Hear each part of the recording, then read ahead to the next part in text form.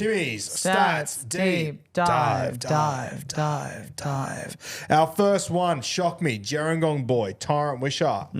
Talk of the town, Melbourne Storm 7. Last year's Melbourne Storm 6. The fill-in Wonder Boy, son of Rod. What do you got for me? Good intro. Thank you. Dual 5'8", halfback, 363k, -4 break even.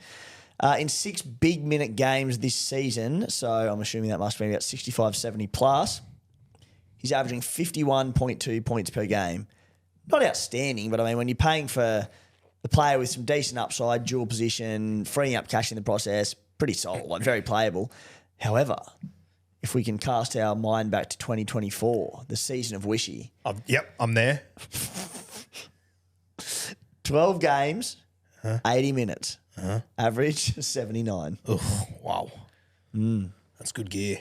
Don't mind it at all. Tough run for the Storm, but the man just runs the ball. Good things happen. Just takes them on. Yeah, don't mind that. Also not in a bad little spot on that right edge with Eli Katoa and whatnot. Could be worse. Or from a bad spot, Gerringong. Yeah, from a great spot. You didn't mention that he's Ruben Garrick's brother-in-law as well. He is too, isn't he? Yeah. Yes. Like it's just endless connections with Wishy. Ruben Garrick, also a Gerringong boy. Exactly. The royal family of Gerringong. The Wisharts and the Garricks came together. Yeah. With all the success of the players out of Gerringong over the years and like for a long, long time, like it's hard not to somehow put Mick Cronin into all this. Oh, fucking oath. You have to, but he's been the coach for years. Yeah. I don't think he's anymore, is he?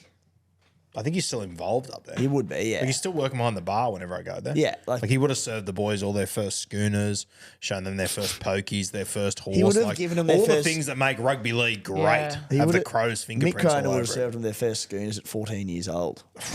No, Mick wouldn't do that. No, Allegedly. never. Not at Cronin. Allegedly. But yeah, like all the success there. What is it, like 5 or 6 people from Gerringong? Is it debuted this year or something absurd? Yeah. Like when Mick Cronin coached the local team for years and years and years, it has to have his paws over it, doesn't it? I think it'd be very interesting to look at because I think like obviously there was 6 players that played on the weekend, and I think they've had 7 or 8 altogether. A Gerringong versus the Mount Druitt boys right now. Yeah. Number of boys just out of that Mount Druitt suburb and Gerringong, 2 real hot spots. Worth noting, neither of them are in Queensland, which is great to fucking see. Billy Burns Toast, one of my favourite Instagram handles, if not my favourite Instagram handle. I haven't run the numbers, but it'd be right up there with the very best of them. What do you got for me stepping in for Nicola? Yes, so as one window closes, another opens, or is it door? God bless you, Kat. Thank you. As one door closes, another one opens. Nicola out, Billy Burns comes in. 359k, break even 59. In 8 games with 65 plus minutes this season, he's averaging 55.8. It's pretty good going for a bloke at just 359k. Now, how's the matchup against the Titans this week? I gather he will come in on the right edge. So that'll be running at Foz and Fermor. Not that it's the end of the world, but the other edge would have been like, oh. But regardless, it's the Titans this week, day game in Cronulla, so very playable if you need a number. By next week, but I would imagine he does, but like, are we assuming he retains an 80-minute edge roll for the rest of the season? Billy Burns? Yeah. I'd say so. Yeah. I don't know who would take minutes off him. I think he's a decent trade. Like you're bringing in a very playable option. You're freeing up a fair bit of cash in the meantime. Don't mind it. So when he's playing 80 minutes this year, he's averaging around about 40 base starts. Yeah, I didn't have that one, mate. But yeah, good attacker though. Runs a good line. Yeah. So yeah. I'm just having a look at his numbers now. His game's playing 80 minutes on the edge, 46 base starts, 44, 33, 36, 44. So yeah, around about the 40 mark. Tell the other thing, Ramian and Nicola out on the right edge. Left edge, they're going to see a lot of ball, you'd reckon. I mean, yes, he has the Titans game this weekend, which is it's not a great matchup when you look at the guys who will be defending on him. The bye the week after Newcastle Canterbury, it's not lights out. Put it this way, it is an investment in the sense that, all right, you're freeing up like so many people in their last 2 or 3 trades. Yeah. Let's say you're selling one of these infinite number of back rowers who have been injured. You're still holding on to Dylan Lucas or whoever it might be. Probably not Dylan Lucas, hopefully. And you go down to him, you free up a ton of cash, and then with your other trade, you can get another star in somewhere, a genuine gun. And then if you need to play him, you've got an 80-minute edge back row at a team who can put some points on and use their back rows really well. So I'm not saying it's lights out, but I just think there's a serious option in him. Left edge, left centre, Hiroti. Oh, I assume he'll be... I know he'll probably be right centre, won't he, Hiroti?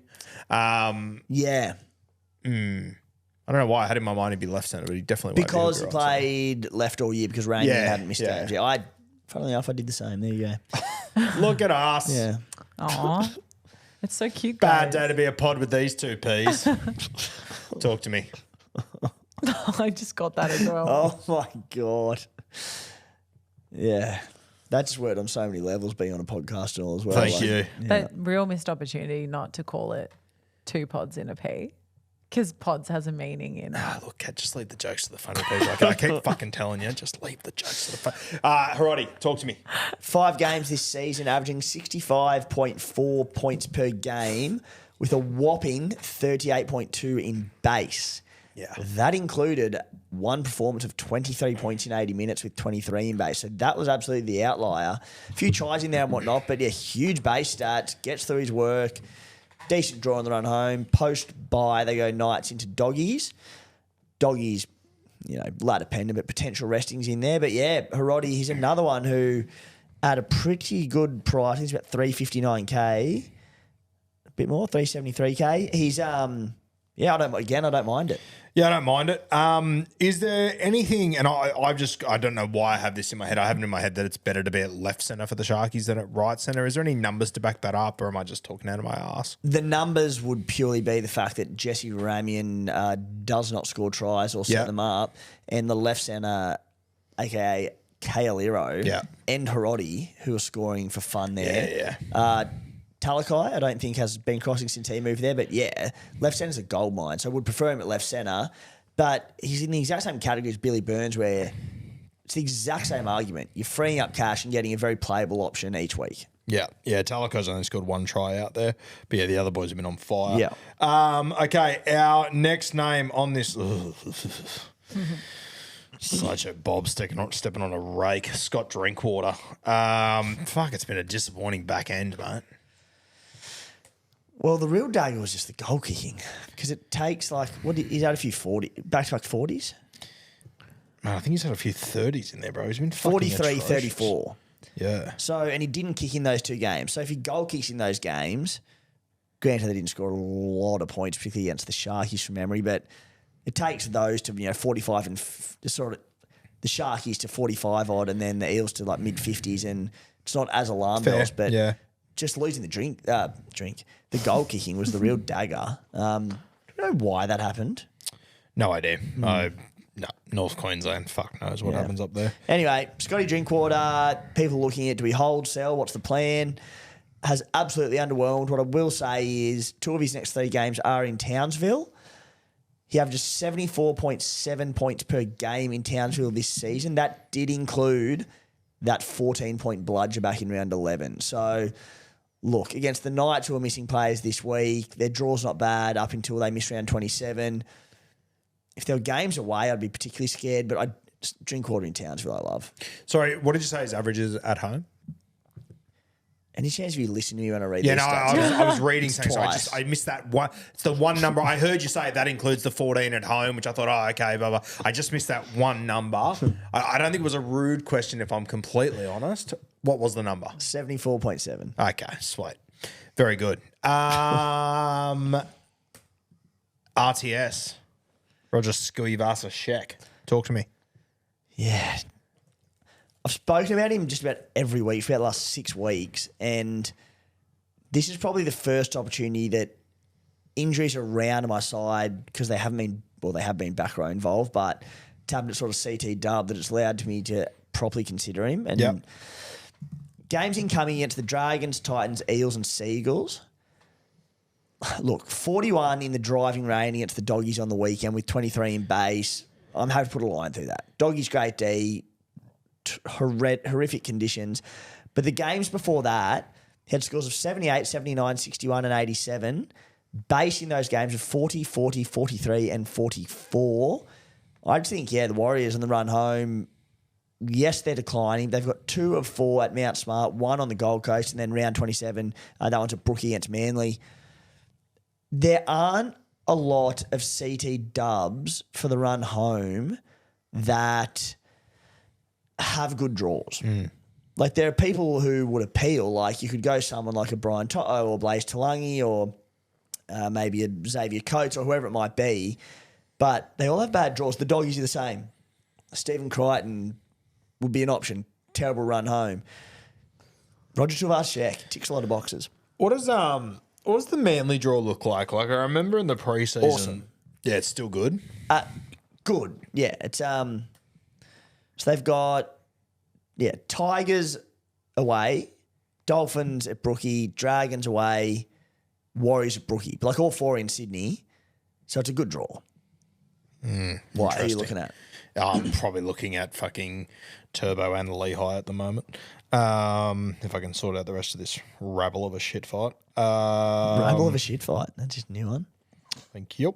Have a go at this. So someone flagged this to me not long ago during the week. Let me go through. This time of year is normally, all right, who are the best CT dubs in the game for matchups and the best of the best. I've just ordered, I should say, the CT dub category by highest average. Herbie Farnworth, 84, injured. Kiraz, 78, active. I won't even read the number out. Ero's 3rd, injured. Lucas, 4th, injured. Val Holmes, 5, injured. Buchanan, 6, played 1 game. Fletcher Sharp, 7, injured. Zach Lomax. Then there's Graham Tower for the Warriors, not picked. Tui Pilotu, who has been named on the extended bench this week, but he's played 6 games all year. Mate, they're all injured, the best players at CT dub. Crazy. Insane. Wild. Is that deep dive done? You didn't like that last one much, did you? No, I didn't mind it. Didn't care for it, though. I've seen you do better. And I say that out of respect because I know the potential you have. Well, that wasn't as part of the deep dive. That was just a bit off cuff. Oh, that was just a little extra for the people at home. Fuck, the I thought it was value great you to get me here. personally. Thank you. I thought it was awesome. interesting. Kiss ass.